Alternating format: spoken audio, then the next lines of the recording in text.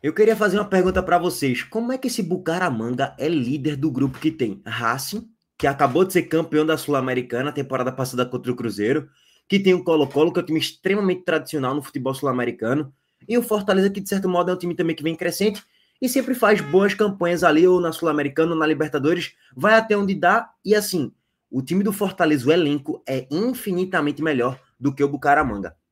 Você olha para essa classificação aí e você não sabe explicar como esse time horroroso do Bucaramanga é líder isolado do grupo. É bom deixar bem claro. Gente, o Bucaramanga é muito pior do que o Fortaleza, tecnicamente falando. E ontem era um time extremamente desorganizado. Quem viu o jogo sabe. O Fortaleza acha um gol no início da partida, com o gol de Daverson, depois de perder um pênalti. A fase é tão ruim que o Fortaleza tem que perder o pênalti, a bola sobrar para Daverson com o goleiro batido, cara a cara com a barra, basicamente, fazer o primeiro gol do Fortaleza.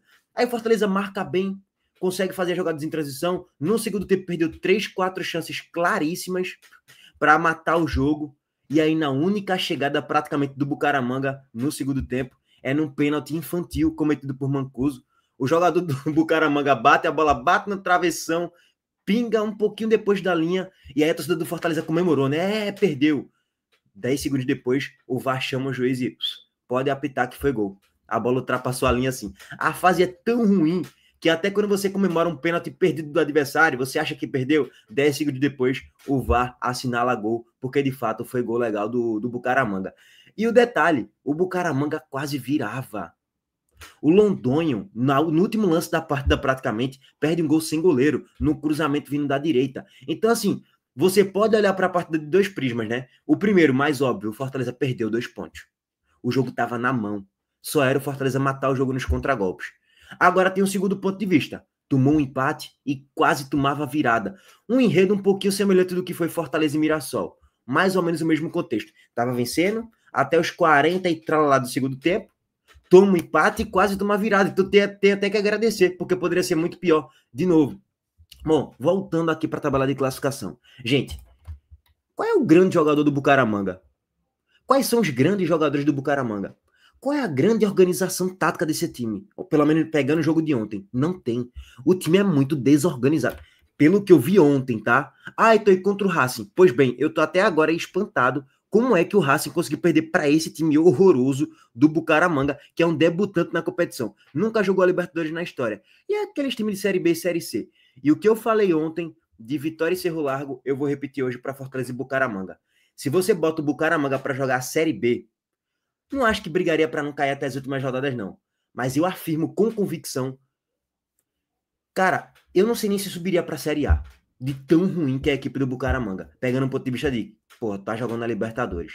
Então, esse time é muito ruim. Mas é líder do grupo com 5 pontos e 3 jogos, uma vitória e 2 empates. O Racing tem 4 pontos conquistados, 3 jogos, uma vitória, um empate e uma derrota. Campanha, de certo modo, perigosa aí do Racing, do Colo-Colo também. O Fortaleza tende a somar mais um pontinho ali, pelo menos, né? Porque tem um jogo atrasado, entre aspas, que não foi concluído contra o Colo-Colo. Fortaleza pode chegar a 2 pontos e o Colo-Colo pode chegar a 3.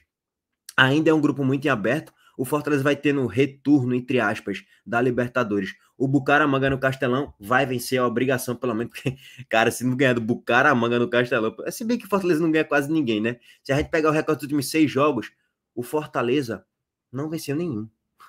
E com vários enredos de jogos que jogou mal, outros que jogou até um pouquinho melhor, outros que foi melhorando ali aos poucos. O jogo contra o Vitória é um exemplo disso, mas perdeu, empatou, perdeu, empatou.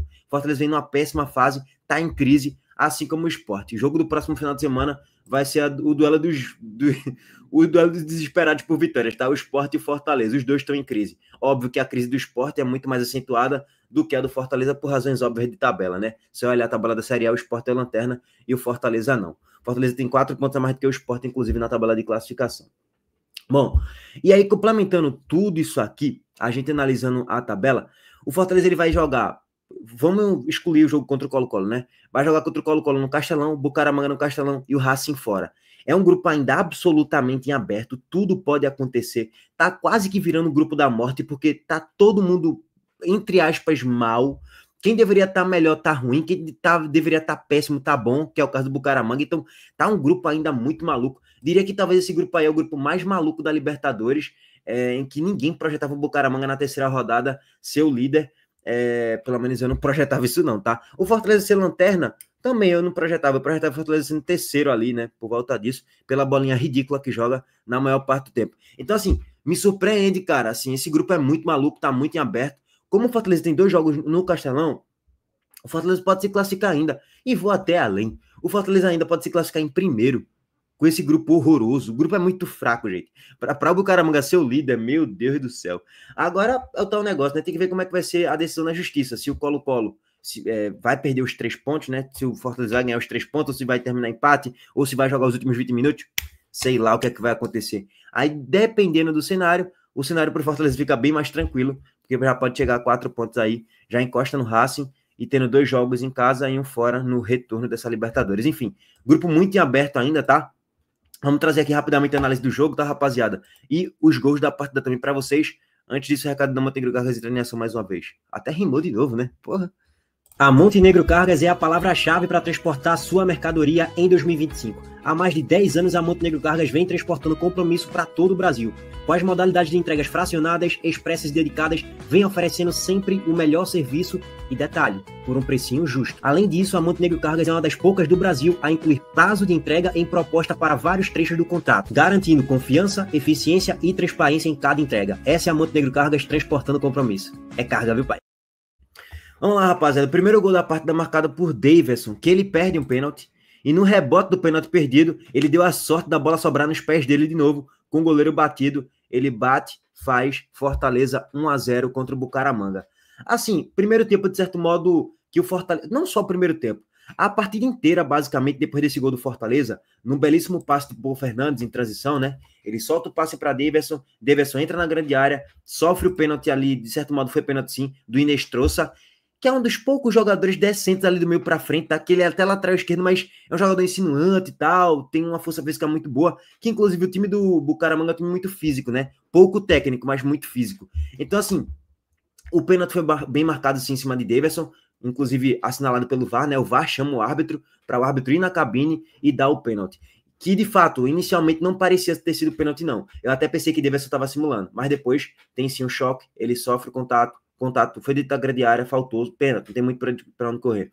1-0 Fortaleza. Depois desse gol, e até os 80 e tralalá, até os 45 do segundo tempo, o Fortaleza tem um controle total da partida. O Bucaramanga parecia ser um time extremamente desorganizado dentro de campo, um time que simplesmente vivia de chuveirinhos na grande área. Cruzamento, cruzamento, cruzamento, finalizações de longa distância, sem muito perigo. João Ricardo nem trabalhava com muita força, com muita importância na partida. Era um jogo de manual do Fortaleza, aquele Fortaleza do ano passado. Acha um golzinho no início, joga em transição, fica fechadinho e cria chances claras nos contragolpes e mata o jogo. Só que dessa vez o Fortaleza não matou o jogo. A gente olha até para a estatística do jogo aqui. Se a gente for analisar, o Fortaleza teve 4 chances claras contra 2 do Bucaramanga. Só que se você for destrinchar ainda mais esses números, o Fortaleza ele teve as 4 chances antes de ter sofrido o gol de empate.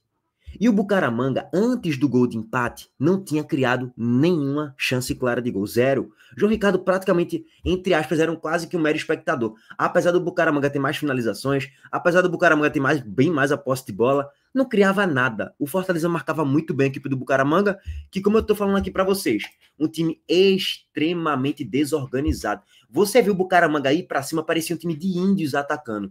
Aí ficava 2 caras lá atrás e vai todo mundo para cima. Vamos cruzar a bola na grande área, vamos achar um chute, vamos na força física, na correria, na brutalidade. Cara, o time é muito ruim, gente. Eu fiquei assim assustado o quão ruim é o Bucaramanga. E aí, Vojvoda, ele promoveu algumas alterações no segundo tempo, que de certo modo fez com que o Fortaleza criasse chances claras. Ele coloca Iago Pikachu. O Dylan Borreiro é horroroso. Esse aí é horroroso mesmo, que eu falei para vocês desde a contratação dele. E ele coloca Breno Lopes, tira Alanzinho, Diogo Barbosa e Caleb, que não estava fazendo boa partida não, nenhum dos 3, tá? Mas Alanzinho o melhorzinho desses 3 que saíram, de Diogo Barbosa e Caleb, Alanzinho foi o melhorzinho. Ele coloca Breno Lopes, Dylan Borreiro e Iago Pikachu. E quando ele faz essas alterações, o Fortaleza cria 3 chances claras de gols. Pikachu, ele entra e segundos depois, ele já perde o gol cara a cara, mete a bola no travessão. Depois desse lance, Pikachu perde uma outra chance cara a cara. Ele finaliza a bola para fora, na bochecha da rede, pelo lado de fora. E depois Pikachu tem outra chance clara para soltar um passe e deixar... Eu não lembro agora se era Lucero que ia ficar cara a cara ou sem goleiro, com o goleiro praticamente batido. Não lembro agora de cabeça, porque depois Lucero entra na partida. Não foi Lucero, não. Acho que foi o Dylan Borreiro que ia ficar cara a cara. Não lembro agora de cabeça. E Pikachu desperdiça mais uma chance clara. Só era ele tocar. Ele perde a bola, não dá em nada. E o Fortaleza desperdiça pelo menos 3 excelentes oportunidades em contragolpe. E o que é que o Bucaramanga fazia? Nada. Só corria. Era isso. Era esse jogo do Bucaramanga. Então, assim, eu nem acho que o Fortaleza fez um grande jogo ontem, não acho mesmo. Para mim, foi um jogo de, lógico, muito mais organização em comparação ao Bucaramanga do que um futebol convincente. Não, o Fortaleza não fez um grande jogo, não. Tá muito longe de ter feito um grande jogo. Eu atribuo mais um demérito ao Bucaramanga de estar extremamente desorganizado e ceder os contragolpes ao Fortaleza do que um mérito absurdo do Fortaleza em marcar todo momento muito bem a equipe do Bucaramanga, tá? Dito tudo isso, o Bucaramanga vai se lançando ao ataque, vai se lançando. Fortaleza vai perdendo chance nos contragolpes, o Bucaramanga vai ficando vivo. Pênalti para o Bucaramanga de Eros Mancuso aos 45 do segundo tempo. Pois bem, quando a fase é ruim, irmão, esquece. Quando a fase é ruim, meu patrão, o azar começa a tomar conta. Aos 45 minutos do segundo tempo, finalização aqui de Luciano Pões, a bola pega no travessão e entra. Quando essa bola tinha pegado no travessão e entrado aqui, até a própria reação do jogador do Bucaramanga foi meio que ficar paralisado aqui depois. Ele nem volta, nem tem muita reação para disputar a jogada. Quando essa bola pega no travessão e entra no ao vivo, eu já percebi, foi gol, cara. Daqui a pouco eles vão lá validar. Só que, como não tem o famoso apito, né, que acontece na Premier League e em vários campeonatos europeus, o jogo vai rolando até o VAR checar se a bola entrou ou não. E de fato a bola entrou. Entrou um pouquinho só depois, ó. Mas ela entra toda. A circunferência, a projeção, tudo. Ela entra. E aí o azar do Fortaleza é grande, viu? Tem fase que é isso aí. A bola pega na trave e entra do adversário. Ela não pega na trave e sai. E aí o Fortaleza tomou gol de empate aos 45 minutos do segundo tempo. Aí tu pensa, o jogo acabou aí, né? Pois bem, Ludonho perde um gol sem goleiro. Aos 40 e sei lá, 47, 48, 49 minutos do segundo tempo.